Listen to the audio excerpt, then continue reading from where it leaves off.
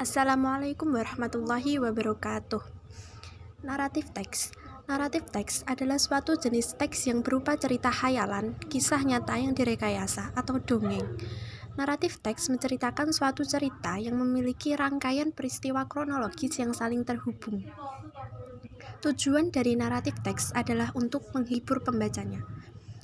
Struktur teks atau generik struktur. Adapun struktur dari naratif teks adalah sebagai berikut. Orientation.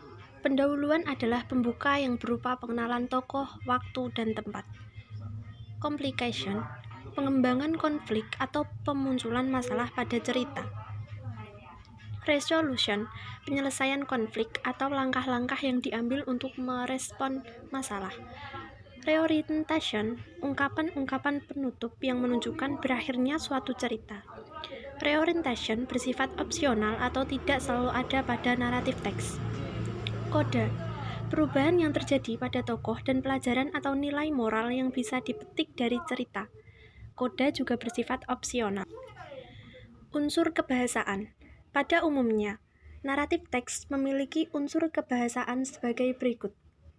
Noun. Pada umumnya, kata benda noun digunakan sebagai kata ganti orang, hewan, atau benda dalam cerita, misalnya stepmother, the dwarf, dan lain-lain. Past tense. Naratif teks menggunakan kata kerja bentuk lampau verb to, misalnya when, at, meet, dan lain-lain. Time connective merupakan kata penghubung mengurutkan kejadian, misalnya after, before, after that, dan lain sebagainya. Action verb. Kata kerja yang menunjukkan peristiwa atau kegiatan, misalnya stayed, climbed, word, dan lain-lain. Saying and thinking verb. Kata kerja yang menunjukkan pelaporan atau said, told, talk, dan lain sebagainya.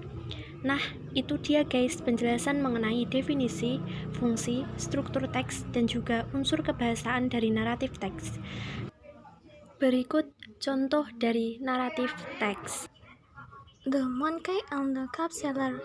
When a cup seller was passing through a jungle, he was very tired and needed to rest. Then he stopped and provided a cut under a tree. He placed his bag full of cup near him and lay down with his cap on his neck. The cup seller had a sound sleep for 1 hour. When they got up, the first thing they did was to look into his bag. He was startled when they found all the cups were not there. When he looked up the sky, he was very surprised to see monkey sitting on the branches of a tree. Each of the monkey is wearing a cap on its head.